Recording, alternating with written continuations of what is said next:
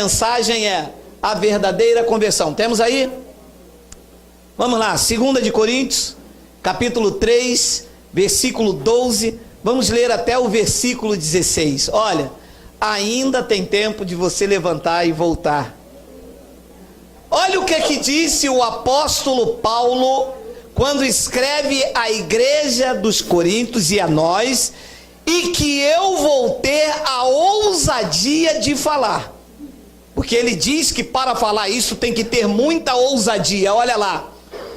Tendo, pois, tal esperança, servimos-nos de muita ousadia no falar. Tem que ter ousadia para pregar a graça de Deus, hein? Senão você se une aí a eles e fica com medo. 13. E não somos como Moisés, que punha véu sobre a face, para que os filhos de Israel não atentassem na terminação do que se desvanecia. 14. Mas os sentidos deles se embotaram, pois até o dia de hoje, quando fazem a leitura da antiga aliança, Malaquias, essas coisas todas, o mesmo véu permanece, não lhes sendo revelado que o antigo pacto, a velha aliança em Cristo, foi removida. Depois ele diz no versículo 15: mas até hoje, quando é lido Moisés, o véu está posto sobre o coração deles. 16. Quando, porém, algum deles se converte ao Senhor, o véu, a lei de Moisés, o antigo pacto é removido. Aconteceu com você. Vamos fazer uma breve confissão. Senhor Jesus Cristo, eu te louvo e eu te exalto, porque tu concede a nós, meros mortais, a fazer uso de uma porção da tua santa palavra. Esta palavra que é viva, ela é eficaz, ela é mais poderosa do que qualquer espada afiada de 2 gumes. Esta manhã é uma manhã de revelação, e eu te peço que tu me uses, porque eu vou usar a tua palavra, vou ter ousadia no falar, e o povo da graça de Deus aqui reunido diga amém. Coloca para mim, por favor, o versículo de número 13. Olha aqui. Algumas coisas não precisam sequer de revelação, basta ler. Agora, ler com calma. Você vê quando você lê um livro de receitas, as mulheres mais antigas, hoje as mulheres novas não fazem mais bolo, essas coisas. Então ela falava assim, 3 ovos, ela parava, pegava os 3 ovos, verificava se estava podre, tirava a gema, com todo esse cuidado. Depois, 2 colheres de manteiga, assim. Bíblia se lê com calma, perguntando para quem está escrito, quem foi que falou, em que época é, se aplica à minha vida, se está direcionado. Isso aqui é examinar as escrituras. Então Paulo diz o seguinte: não somos como Moisés. Ora, se eu não sou como Moisés, Moisés tinha candelabro. Se eu tiver candelabro, eu estou igual a Moisés. Moisés tinha dízimo, porque a lei e os profetas duraram até João. Ora, se a lei de Moisés mandava dar dízimo e eu não sou como Moisés, eu não posso ter dízimo. Ora, os fariseus jejuavam. Ora, se os fariseus eram ferrenhos seguidores da lei de Moisés, eu não posso jejuar, porque Moisés tem jejum. E nós não somos como Moisés. Agora, além de ser como Moisés, Moisés tinha algumas atitudes. E Paulo diz quais. E não somos como Moisés, que punha véu sobre a face, para que os filhos de Israel não atentassem na terminação daquilo que se desvanecia. Então, o que Moisés estava fazendo aqui? Aquilo que ele pregava, a lei, estava se desvanecendo. A unção, o brilho no rosto de Moisés estava acabando, porque era uma glória transitória. para que os filhos de Israel não olhassem para Moisés e descobrissem que o que ele estava pregando estava chegando ao fim, ele encobria o rosto dele. Então o povo, quando olhava, ao invés de olhar Moisés face a face, via um véu sobre o rosto de Moisés, e Moisés pregava sabendo que o que ele estava pregando estava chegando ao fim. E o que é que esta palavra vai se encaixando no dia de hoje? É que os pastores colocaram um véu sobre a face deles e sobre a face da igreja. E a igreja não consegue ver que o que eles estão pregando já chegou ao fim. E vão aceitando. Lembra da história da morte na panela? Diz que estavam todo mundo com fome, pegaram uma colossíntridas e fizeram uma caldeirada e tacaram no povo. Alguém lá dentro disse: opa, tem morte na panela. Porque sempre tem alguém atento ao que se prega. Tem sempre alguém lá dentro. É que algumas pessoas ainda não têm ousadia no falar e romper. Porque as pessoas vão assim: e eu vou para onde? E vão aceitando o engano. Mas se o pastor rouba, o problema é dele. E vão aceitando o engano. Mas eu já disse, se o pastor rouba e você está lá, o problema não é do pastor, o problema é seu. Porque se um cego guiar outro cego, cai só um no barranco. Cai ambos. Então, ele colocava um véu sobre a sua face. Quem estava do lado de lá não sabia que o que ele pregava já acabou. Inconsequentemente, o que ele pregava era lançado sobre os filhos de Israel, e aquilo também era um véu sobre as pessoas. Olha o que diz o versículo 14. Mas os sentidos deles se embotaram. Então diz que, como eles não estavam vendo que o que Moisés pregava estava chegando ao fim, os sentidos, a visão deles se embotou. E o que é uma visão embotada? É que você não consegue ver direito. No dia de chuva, um carro que não tem ar-condicionado, os carros antigos, você tem que andar e passar a mão, andar e passar a mão, andar e passar a mão. É assim quem tem visão embotada. Você não sabe o que é certo, o que é errado. Você está fazendo porque você entrou no lugar, viu um pastor, você diz: não, ele é pastor, ele é homem de Deus, eu estou fazendo o problema dele. Mas tem visão embotada, não vê direito, as coisas estão encobertas. Depois ele diz que até o dia de hoje, e olha como esta palavra é atual, porque Paulo escreveu isso mais ou menos no ano 50 e pouco, 45, não sei a data certa. Pois até o dia de hoje, quando eles fazem a leitura da antiga aliança, o mesmo véu que estava no rosto de Moisés, fica no coração do crente.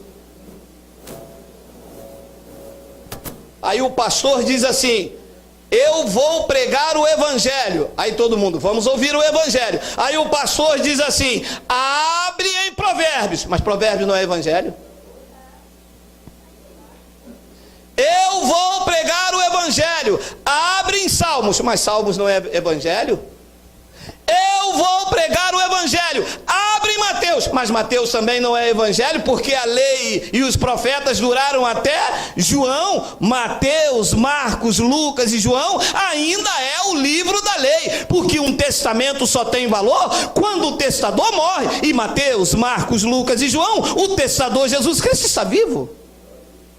Então evangelho é boas novas. O Novo Testamento começa de Romanos até Hebreus. Então, se alguém falar: eu vou pregar o evangelho, eu vou pregar a nova aliança, ele tem que abrir as epístolas de Paulo, mencionar até as outras cartas para tirar o véu. Diz então que todas as pessoas que fazem a leitura da antiga aliança, sobre o seu coração, sobre o seu entendimento, o mesmo véu que estava em Moisés e estava em filho de Israel, diz que está posto na vida das pessoas. Imagina você entrar numa igreja com 5.000 pessoas, 5.000 pessoas com véu. Olha que igreja grande, olha a igreja abarrotada, ali está o poder de Deus. Não está, é o poder do véu. Que ninguém está vendo absolutamente o Cristo ressuscitado. Se faz a leitura do antigo pacto, lá não está o Cristo ressuscitado. Ali no antigo pacto eles estão em busca do Messias. Este pacto Messias veio em busca de nós. Então, ele diz que o mesmo véu lhes permanece, não lhes sendo revelado que em Cristo aquele véu, a lei de Moisés, foi removida. Então, qual é a pregação que se deve chegar ao ouvido da igreja? Dizer que em Cristo, na cruz do Calvário, toda a lei de Moisés foi removida em Cristo. O que é que os pastores dizem? Os pastores dizem: você tem que jejuar, você tem que batizar nas águas, você tem que ir ao monte, porque isso anula. Ora, meu amado, eu já falei isso aqui 1 milhão de vezes e vou falar 1 milhão de um. O batismo foi até a cruz. Da cruz para cá, o batismo é do Espírito Santo. O que lava o homem não é a água. O que lava o homem é o lavar regenerador do Espírito Santo. Esta água que está aí apresentada como santidade, é imunda, é impura, é cheia de cloro, é cheia de bactéria. O lavar no espírito do homem é feito pelo Espírito Santo. Pregou Paulo em Roma, no capítulo 6, no versículo 3, que Cristo nos batizou na cruz. Cristo em quem toda a lei de Moisés foi removida. Mas isso não é revelado à igreja, por torpe ganância. Porque se eu digo que eu batizei você, sou teu pai na fé. Se eu digo que você tem que trazer o dízimo à casa do tesouro, você fica preso a paredes. Mas se eu removo isso, se eu mostro que em Cristo todas as ordenanças, toda a lei de Moisés, toda a cerimônia, todos os objetos consagrados foram removidos, a honra e a glória pertencem a Cristo e não a homens, e eles não querem isso.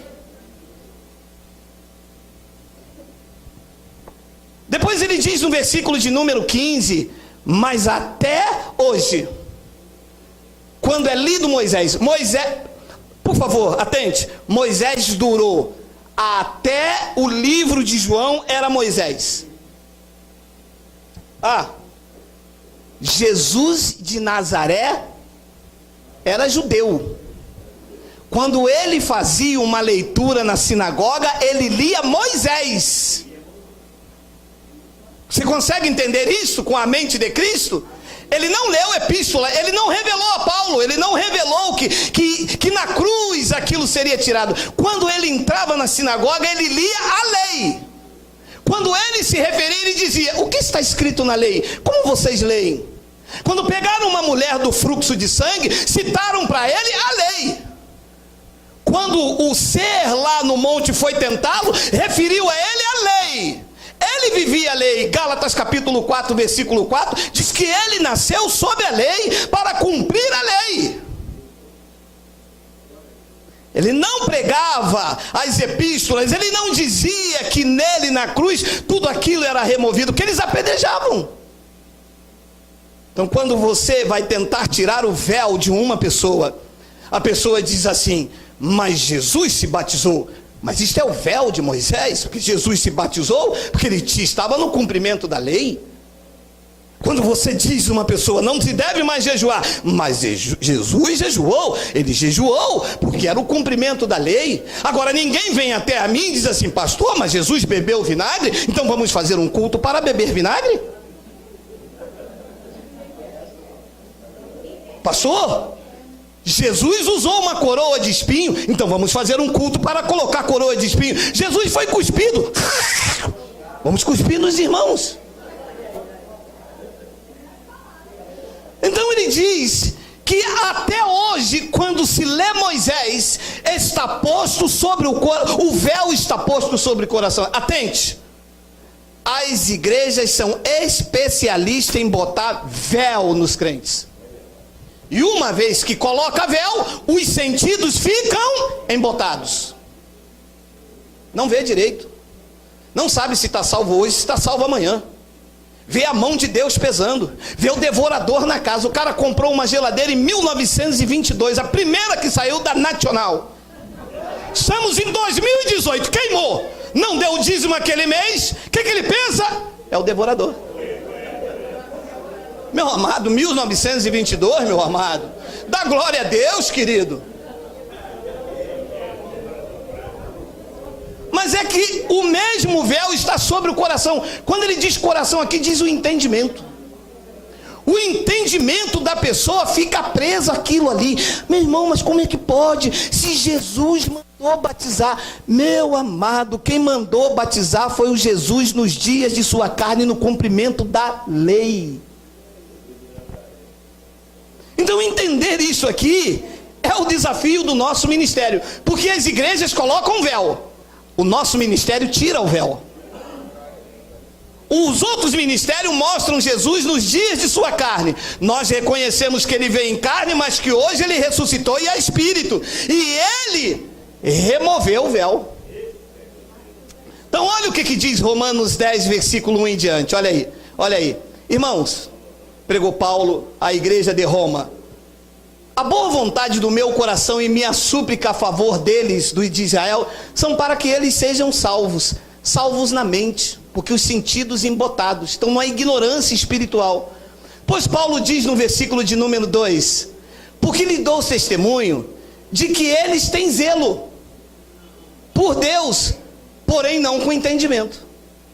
Que triste, não?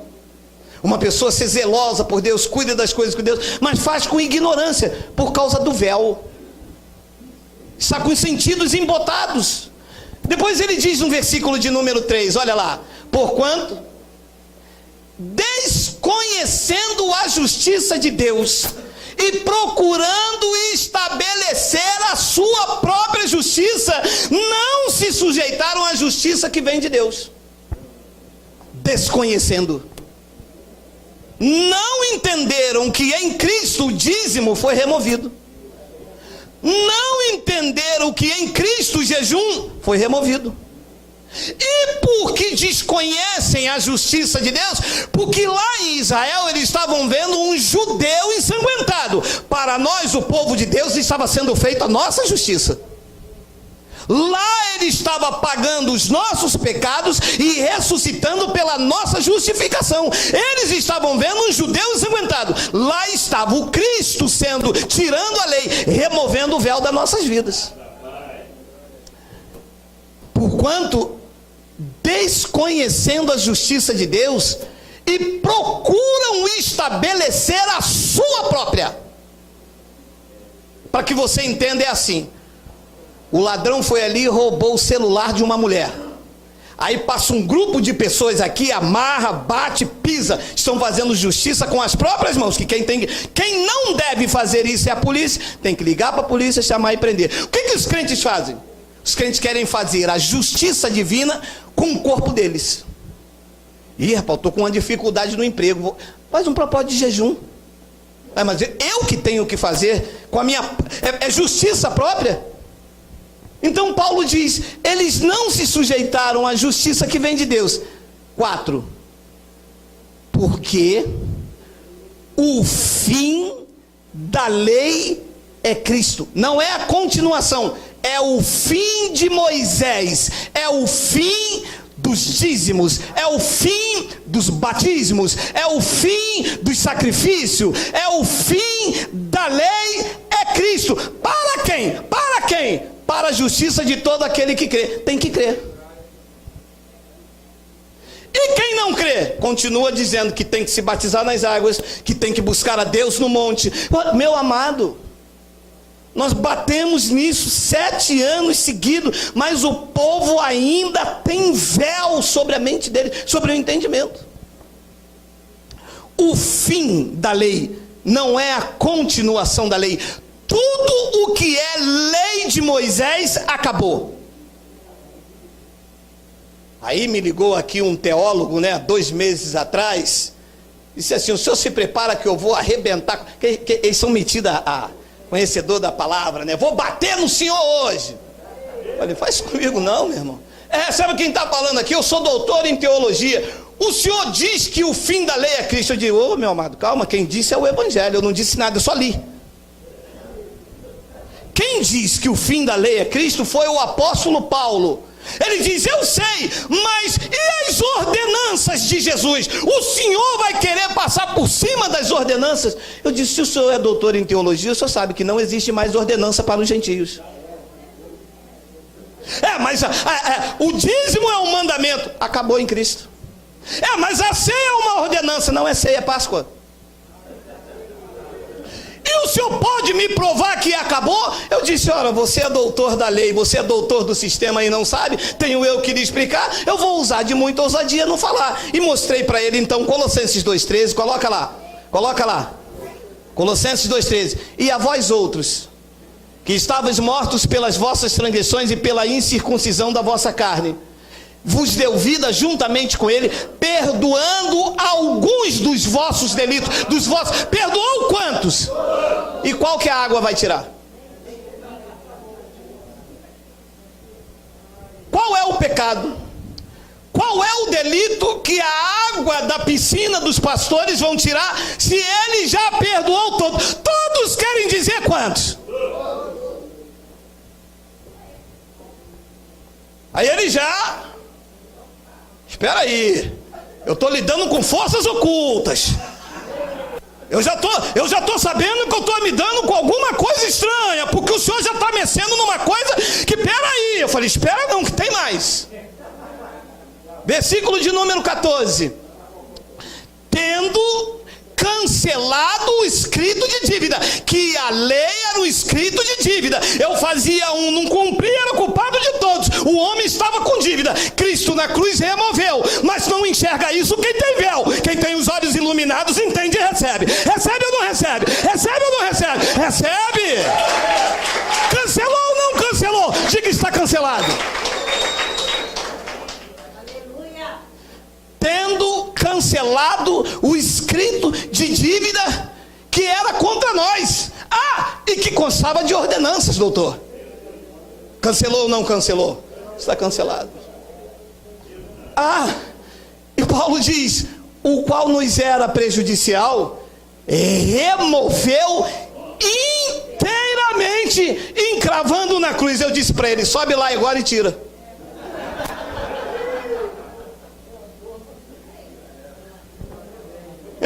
Eu vou analisar isso primeiro e volto a ligar para o senhor mais tarde. Passou 2 meses, talvez esse mais tarde deve durar mais 2. Mas ele estudou teologia 6 anos, não deu tempo de examinar? Ele cancelou o escrito de dívida.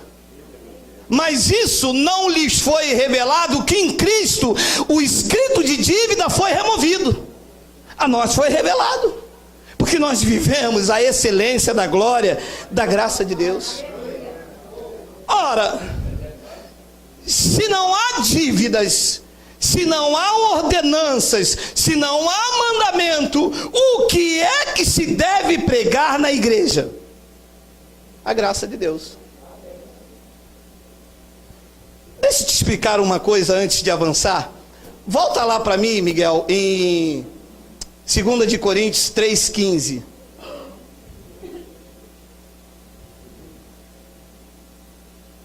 Vê se é o 16. 16. Deixa primeiro te falar desse versículo.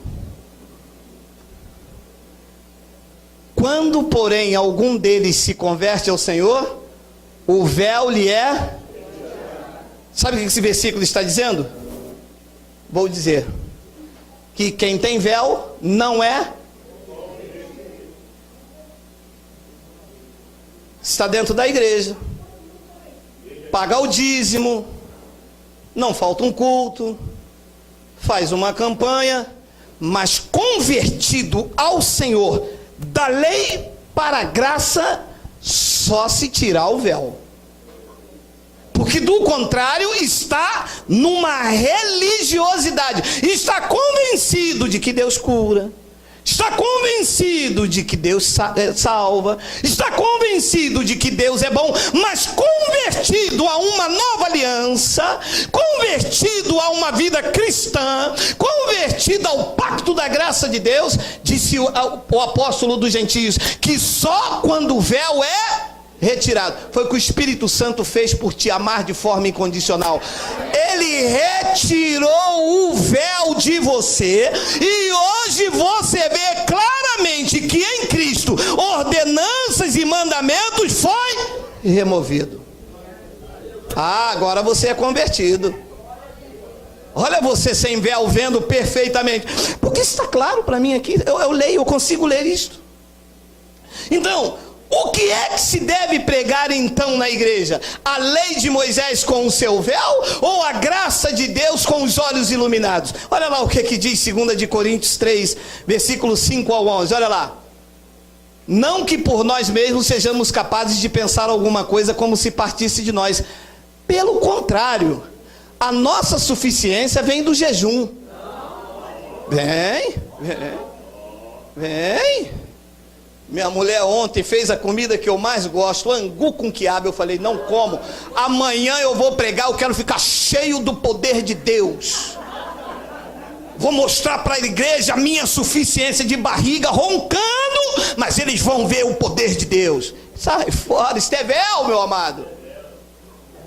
Estevel, que impede de ver a perfeição do Evangelho de Cristo, diz que a nossa suficiência vem de Deus. Você recebe? Depois ele diz no versículo 6, olha lá, o qual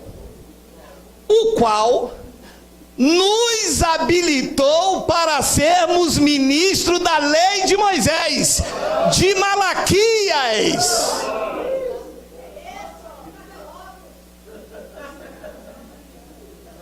Habilitou para quê? Para ser ministro de uma nova aliança. Se eu pregar a velha, não estou habilitado por Cristo. É fácil de entender assim, ou sou eu que estou maluco, estou doidão, que tiro foi esse?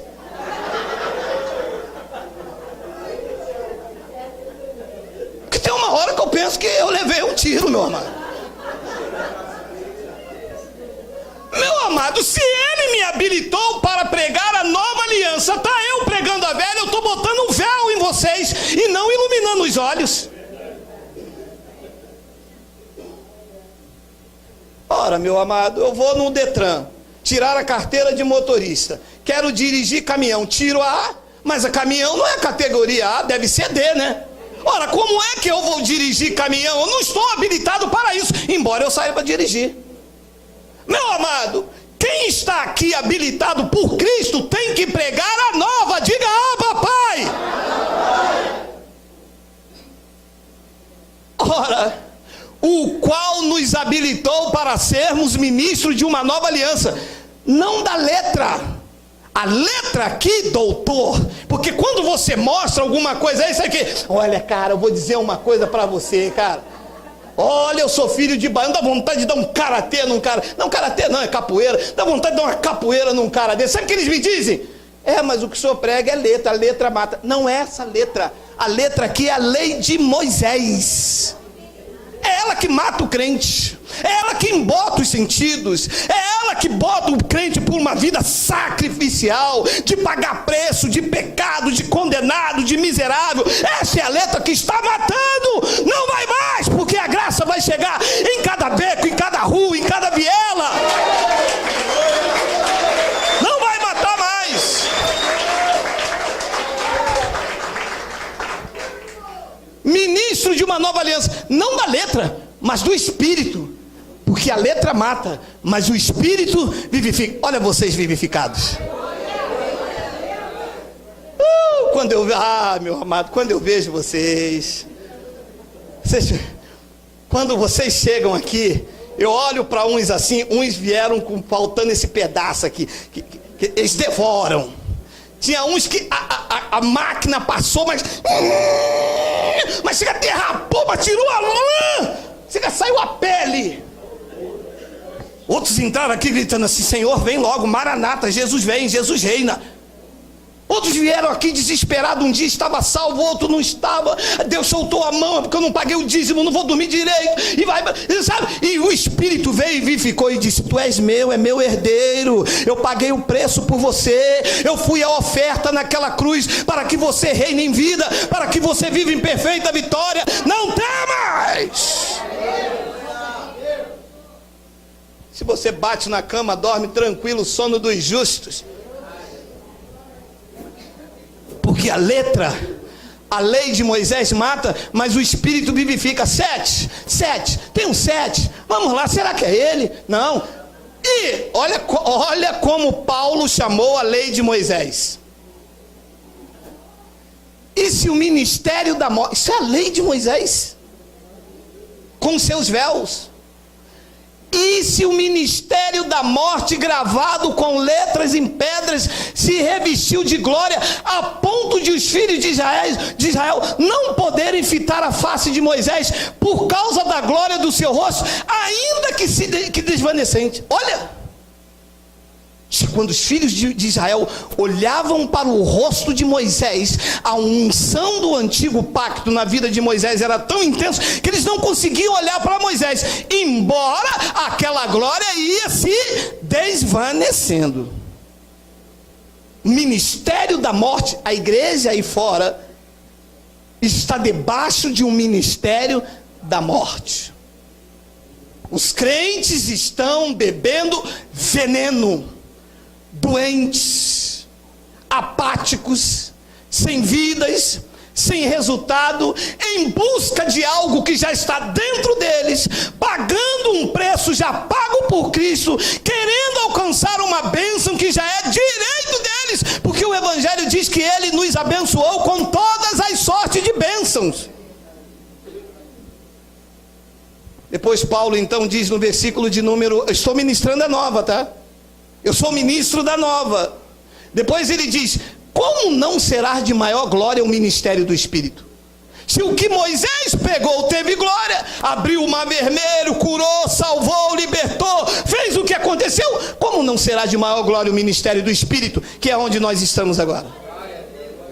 Depois ele continua dizendo aí no versículo de número 9, porque se o ministério da condenação foi glória, olha onde debaixo os crentes estão, meu irmão. Ministério da condenação, lei de Moisés. Pecador, você está em pecado, você não pode tomar a ceia, só pode casar se for batizado. Deus vai voltar, você vai ficar. Você está sem azeite, vai quarta-feira que vem a campanha da viúva sem azeite. Isso é ministério de condenação. O ministério do Espírito declarou pela boca de Paulo, e declaro pela minha boca a partir do Sarapuí para todos aqueles que nos ouvem: nenhuma condenação há para aqueles que estão em Cristo Jesus, porque a lei do Espírito da vida já vos libertou da lei do pecado e da morte. Quem recebe o ministério do Espírito? Quem recebe? Quem recebe? Não há condenação, meu amado. Isso era a lei de Moisés, com os seus mandamentos, com os seus véus. Depois ele diz então no versículo de número 10, porquanto, na verdade, o que outrora foi glorificado, neste respeito já não resplandece, diante da atual sobreexcelente glória. Paulo está dizendo, se a lei de Moisés foi glorificado, nesse respeito, nesse assunto da graça, ele já não resplandece diante da atual sobreexcelente glória. 11, temos? Porque se o que se desvanecia teve sua glória, muito mais glória tem o que é permanente, que é o ministério do Espírito, que é onde nós andamos agora. O que os pastores fazem até o dia de hoje?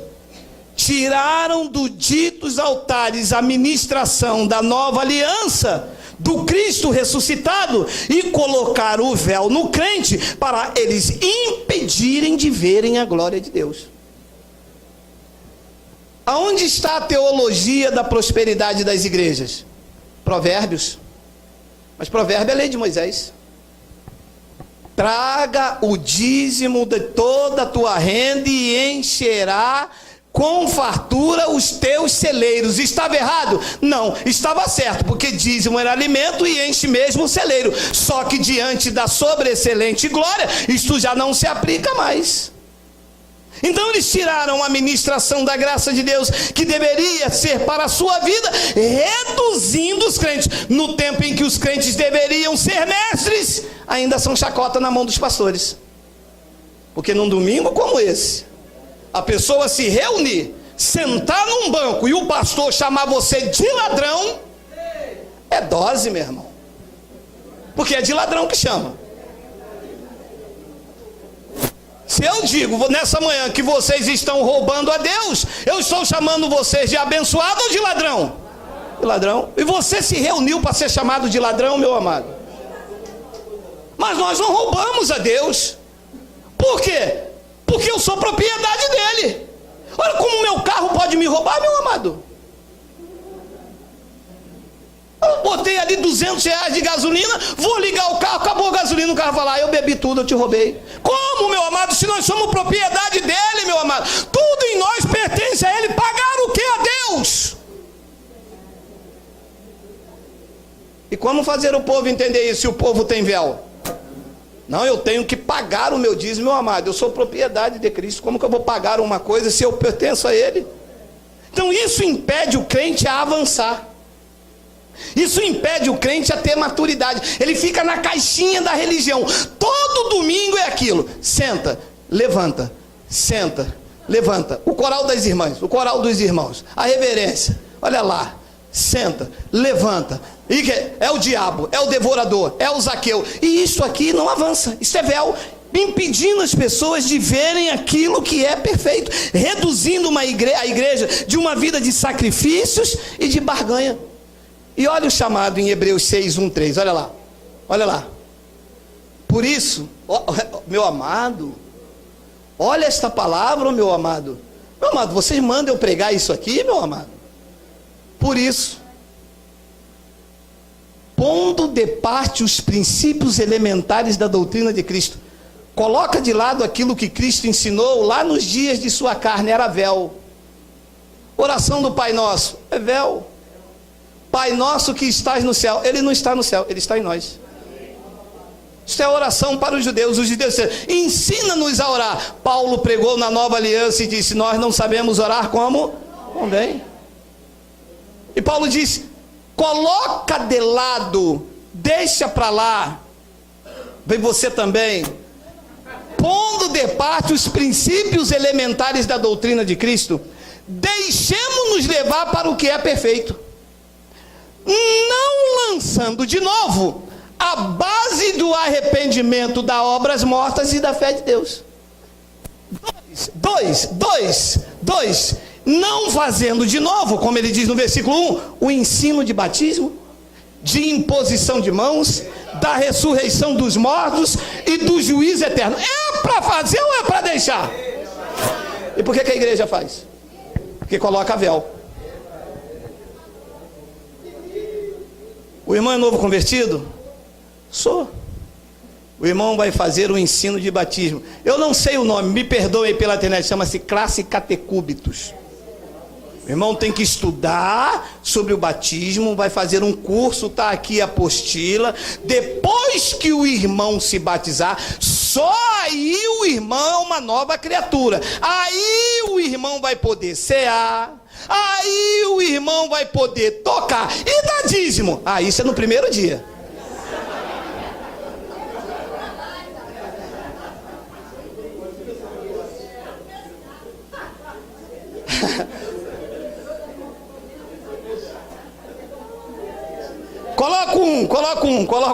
Coloca um.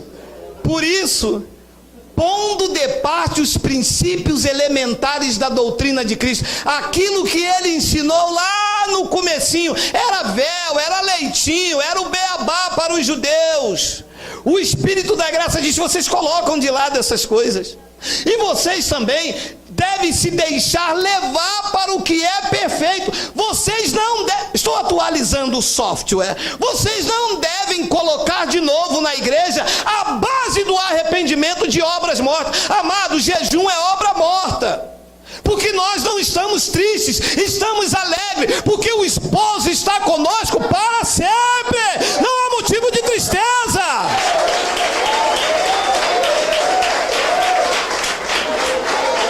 Jejum é luto, é véu. Não colocando de novo a base de obras mortas e da fé em Deus. Meu amado,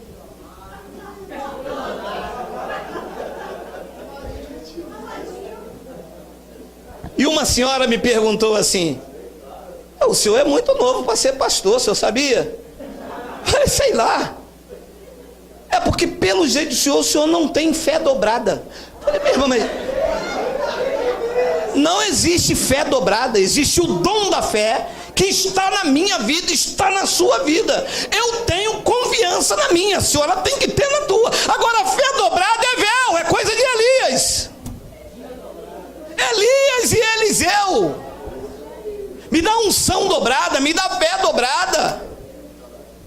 Paulo disse, larga essas coisas para lá. Versículo 2, olha lá. E o ensino de batismo e da imposição das mãos. É para fazer ou é para deixar? Então, se eu chamo no final do culto vocês aqui e digo aqui, vem cá que eu vou impor as minhas mãos sobre você, vem cá para fazer um contato entre Deus e o profeta, meu amado, isto é véu, porque a mão de Deus está na sua vida e ela já basta. Vem aqui diante do altar, que agora você vai fazer um contato com o profeta, e Deus está me mostrando aqui que tem alguém aqui em pecado, e eu vou impor as minhas mãos. Isto é véu. Paulo diz, coloque isso de lado, vocês devem seguir para o que é perfeito, não é para fazer imposição das mãos, nem ressurreição dos mortos, look, e do tal inferno. É o pastor Gabriel, enfim, quem? O inferno. Ah, não é para ficar enfim. Quem vai para o inferno? Não é. Isso não é igreja de inferno, isso é uma igreja de eleitos, de salvos, eternamente salvos, selados, batizados, ungidos, revestidos. Ninguém te separa do amor de Deus, nem morte, nem vida, nem altura, nem os principados. Ele disse aos judeus, pode até servir para nós da palma da mão do Pai, ninguém te arrebata.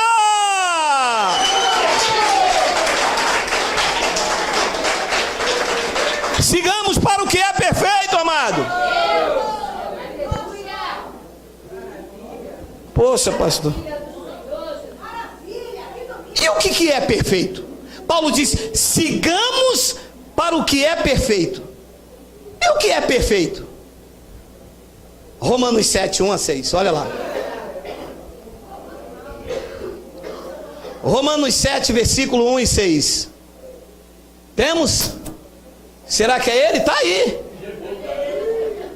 Vamos, Miguel. Tem aí? Ah lá! Aê, não é ele não, é o Miguel mesmo.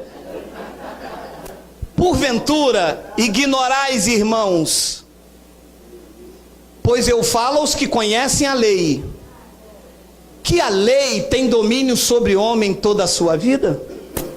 2.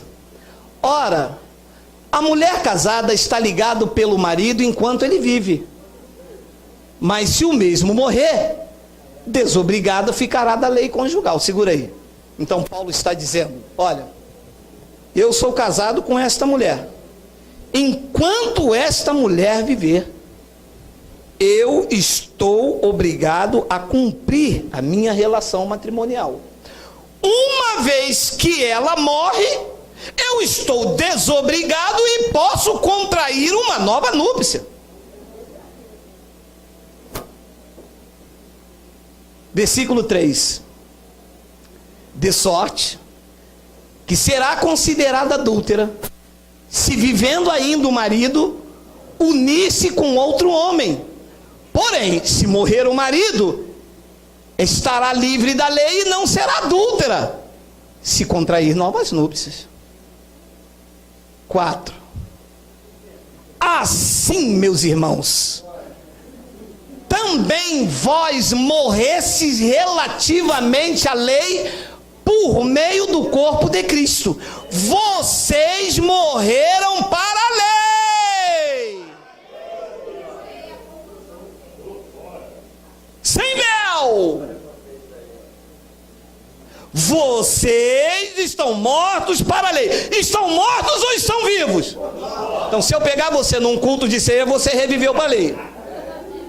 Se eu pegar você se batizando nas águas, você voltou para a lei, você voltou para o véu, você voltou para Moisés, meu irmão. Diga, eu morri para a lei.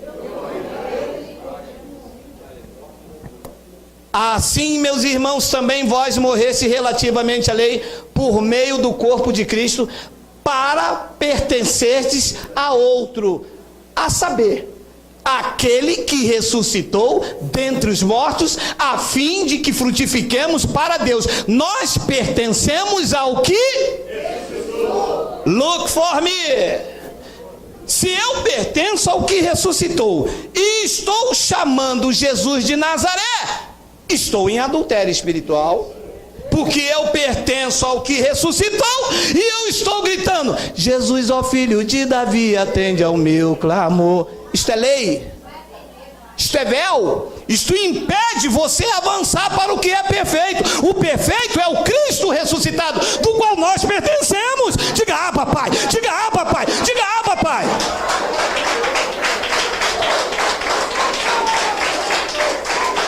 Eu morri para o Cristo da lei, e agora ele morto na cruz, porque ele não ressuscitou Jesus de Nazaré, senão não seríamos filhos da ressurreição, e sim da reencarnação. Mas ele não reencarnou, ele ressuscitou e está vivo, e nós pertencemos a ele.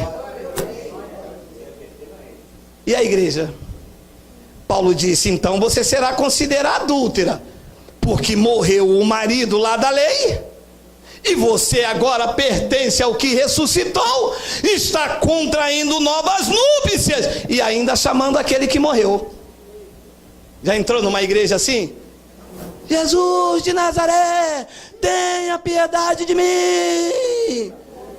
Já tive na cruz, eu morri, ressuscitei, eu agora sou espírito, clame por mim, é espírito. Não consigo entender isto. Vai lá e ouve a igreja que se reúne no Sarapuí, que eles vão tirar o véu e vão dizer que vocês pertencem a mim, o Cristo ressuscitado.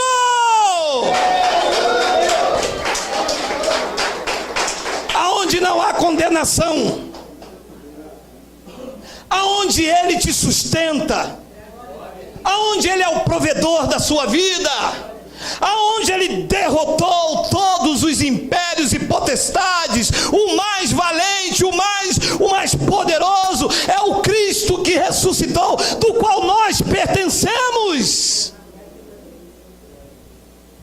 Paulo disse: se eu estou casado com a da lei e tenho uma nova núpcia, serei considerado adúltero.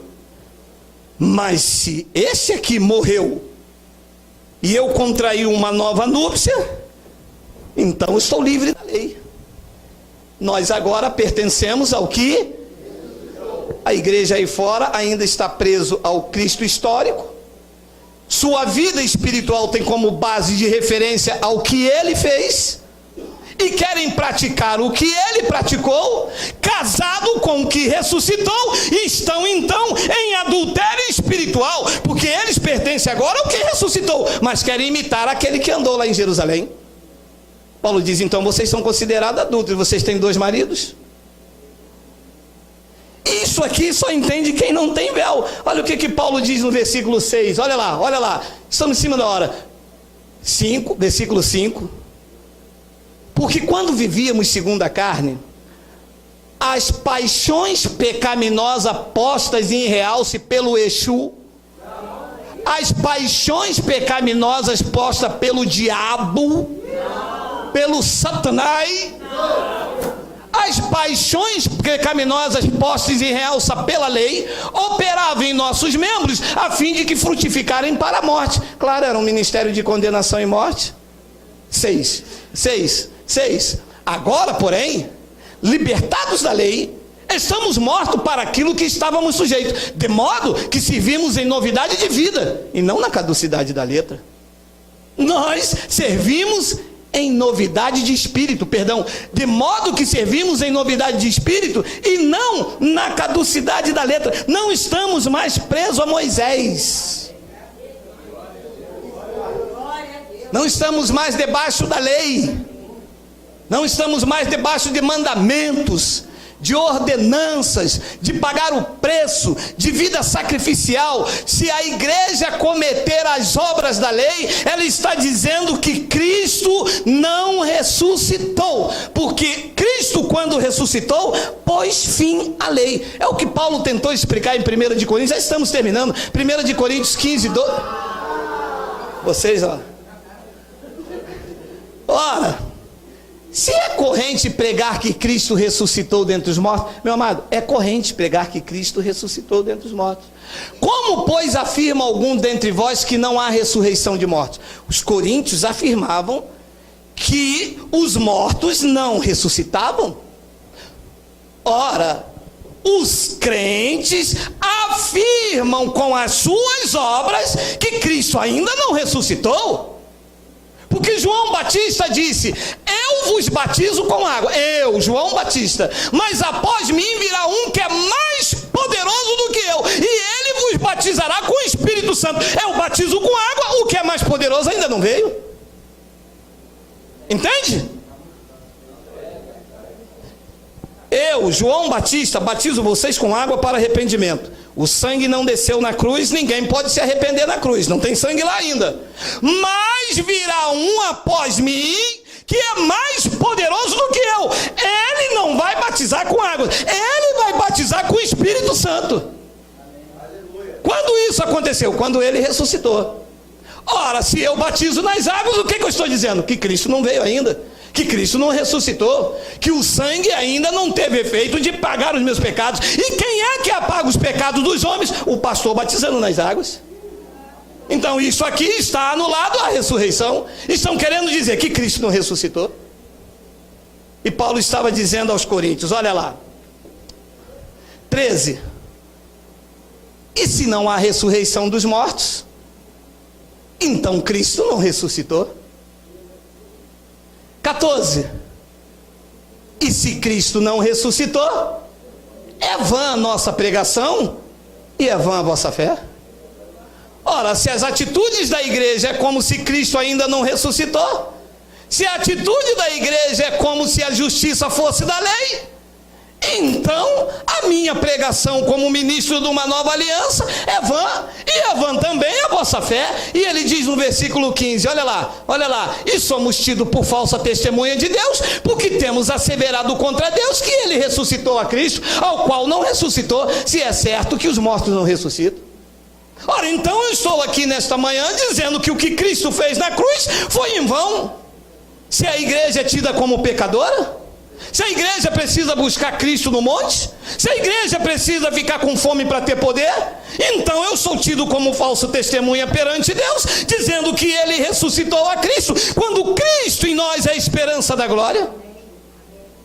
Depois então ele diz no versículo de número 16, olha lá, porque se os mortos não ressuscitam, também Cristo não ressuscitou. 17: e se Cristo não ressuscitou, é vã a vossa fé, e ainda permaneceis no vosso pecado. 18, e ainda mais os que dormiram em Cristo pereceram. 19: se a nossa esperança em Cristo se limita apenas a essa vida, nós somos os mais infelizes de todos os homens. 20, mas de fato Cristo ressuscitou.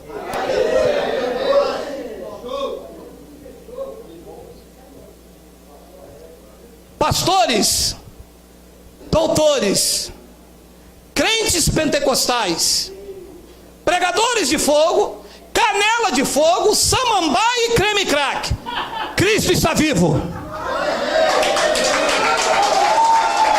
Ele ressuscitou dos mortos, ele venceu.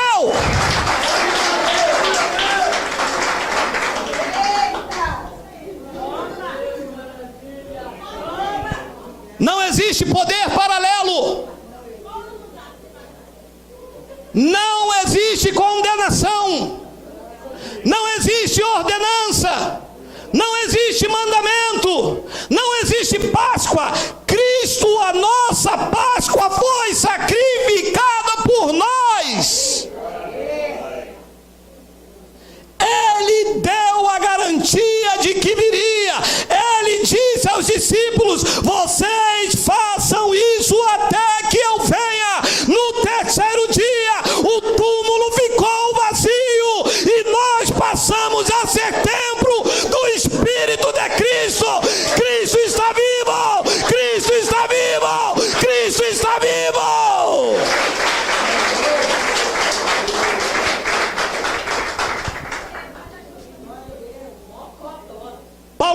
dizendo: vocês agem como se Jesus não tivesse ressuscitado.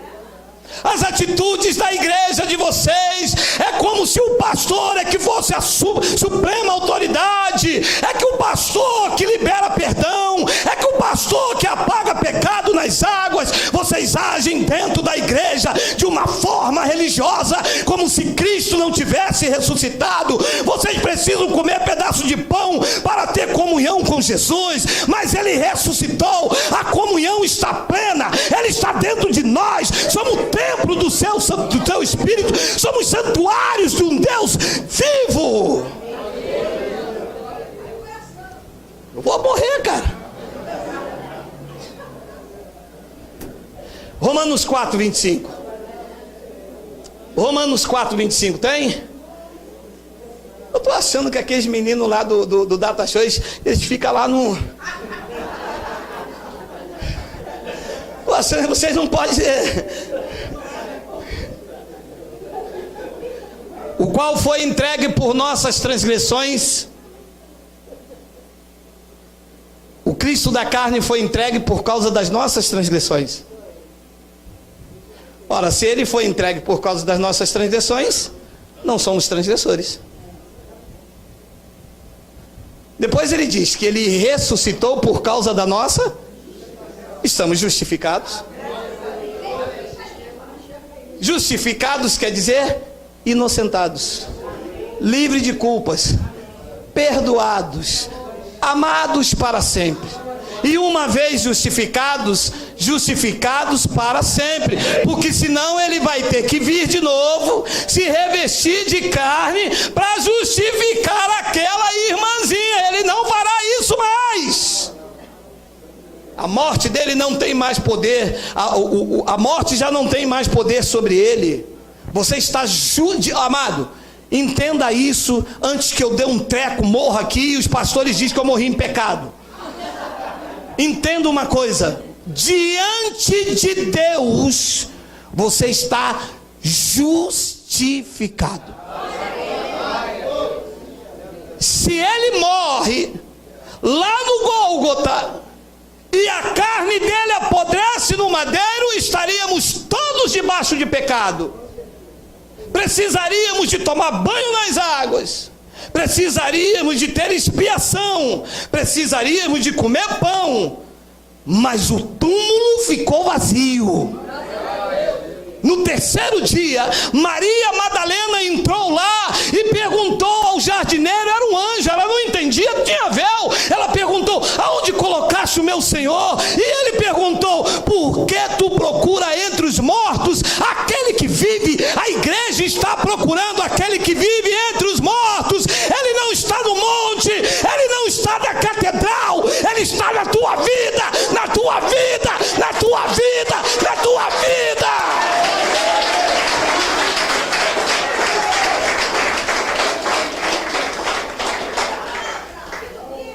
E lá atrás a voz gritou: Maria.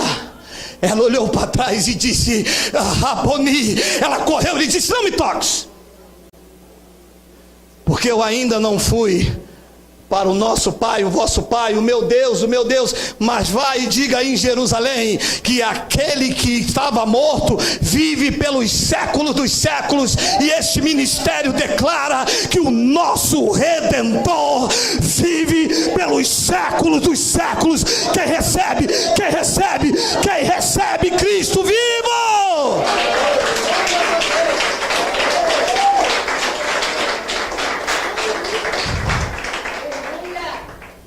Colossenses 1:24 para terminar. Olha lá.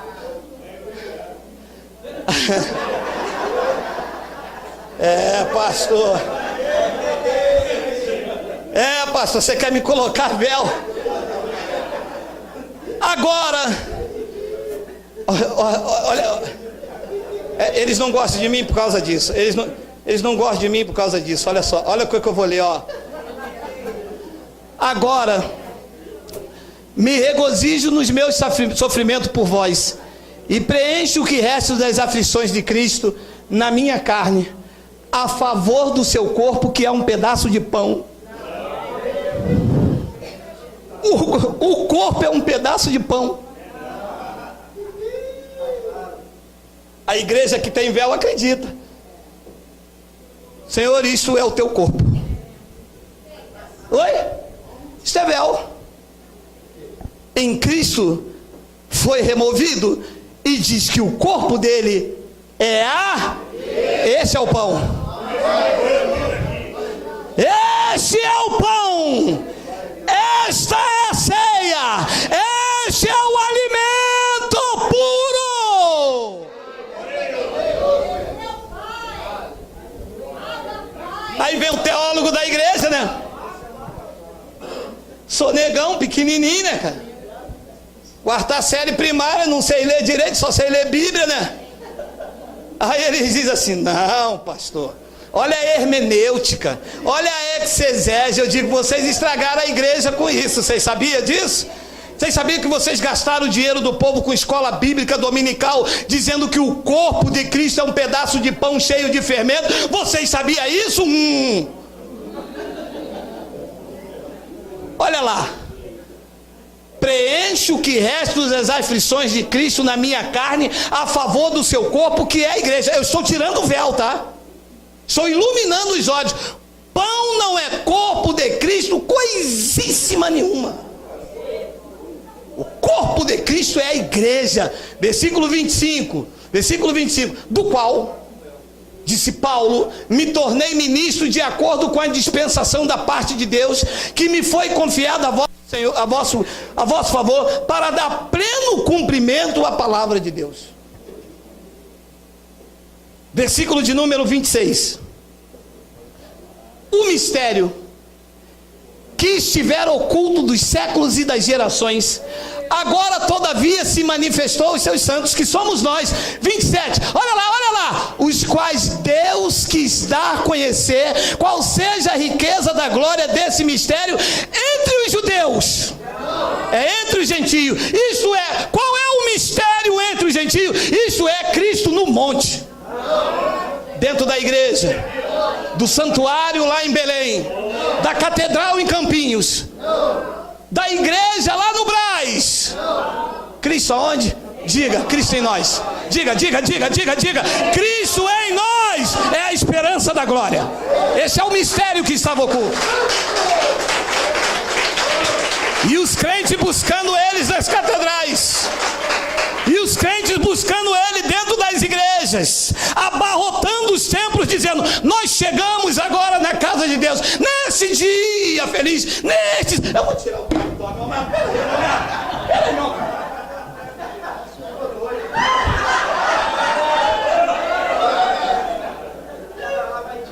Olha o cabelo de vocês, meu amado. Não é possível, meu amado. Meu amado, é Cristo. Meu amado, você não entende? Cristo está em nós. Cristo é Deus. Aquele Espírito que pairava sobre o abismo está dentro de você. Aquele que diz: as estrelas saem, está dentro de você. Aquele que disse: haja luz, está na tua vida.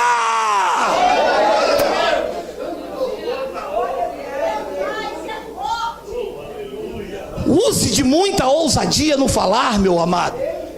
Diga: doença, saia. Diga: pobreza, desapareça. Deus está na minha vida. Diga: o problema, sare. Confesse que a tua família é bendita. Não abra mão da sua família. Não abra mão dos seus filhos. Não abra mão do seu marido. Não abra mão da sua esposa. Não abra mão de nada que te traga felicidade. Cristo em nós é a esperança da glória. Eu quero ouvir alguém dizer: Abba, Pai, glória a Deus, aleluia.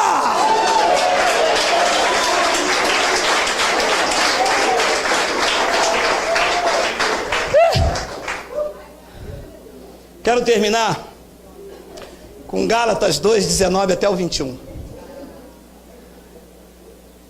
Porque eu, mediante a própria lei, morri para a lei. Deixa eu fazer uma pergunta rápida, que eu passei 5 minutos. Morto come?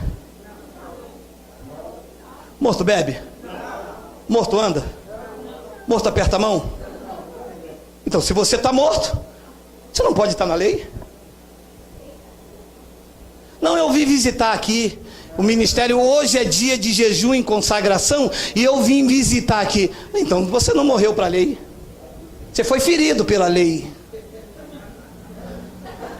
Agora, se você morreu para a lei, a pessoa vai dizer, vamos lá na minha igreja que hoje é consagração e jejum.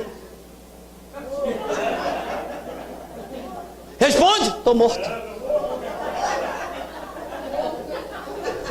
Estou mortinho para a lei, meu amado. Porque eu, mediante a própria lei, eu morri para a lei. Com que finalidade que vocês morreram para a lei? A fim de viver para Deus. Eu estou crucificado com Cristo. O véu foi retirado. Depois ele diz no versículo 20: logo, já não sou eu que vive, mas Cristo vive no monte. Cristo vive lá na minha igreja, eu vou lá buscar ele, é hoje. Isso é véu, tá? Logo, já não sou eu quem vive, mas Cristo vive em mim. E esse viver que agora eu tenho na carne, eu vivo por obras, por sacrifício. Então, vai, por um sacrifíciozinho só umzinho, pequenininho só, um Isaaczinho, um Jacó pode. Só um Jacó, só um sacrifíciozinho, só o teu tudo. Não vamos viver pelo seu tudo. E esse viver que agora eu vivo pela fé no Filho de Deus, que me amou e a si mesmo se entregou por mim. Meu Deus, meu irmão, meu Deus, eu não valia nada, eu não prestava, eu era o mais miserável de todos os homens, bêbado, bebia de manhã até a noite, eu era chamado do Bob Esponja do bar, eu acabava com tudo, eu bebia tudo, eu cheirava tudo, mas ele me quis você com os seus defeitos, com as suas imperfeições, com os teus achismos, com os teus porquês. Você não fez nada por merecer. Ele disse: eu quero você, eu quero você, eu quero você, eu quero você, eu te amo, eu me entrego por você, e quando eu ressuscitar eu justifico vocês estão livres, perdoados, selados, salvos eternamente pelo único, bendito e soberano Rei de reis e Senhor dos senhores. Graças a Deus.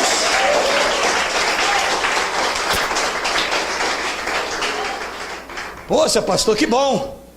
O senhor me espera aí que durante a semana eu vou lá na minha igreja pegar a carta de recomendação e trazer para cá. Fique por lá, isso é véu. Nós não precisamos de carta de recomendação. Nós somos a carta escrita pelo Deus vivente.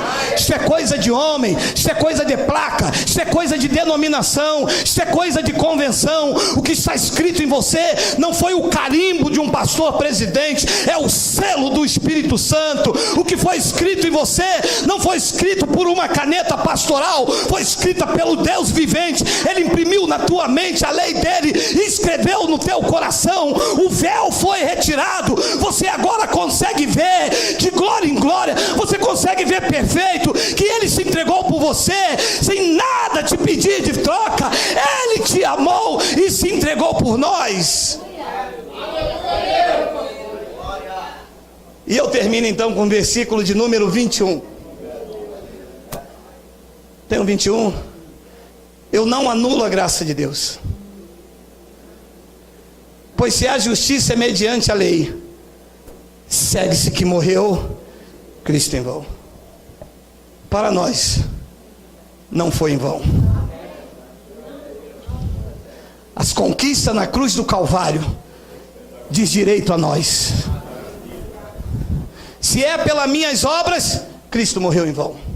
Se é pela lei de Moisés, segue-se que morreu Cristo em vão.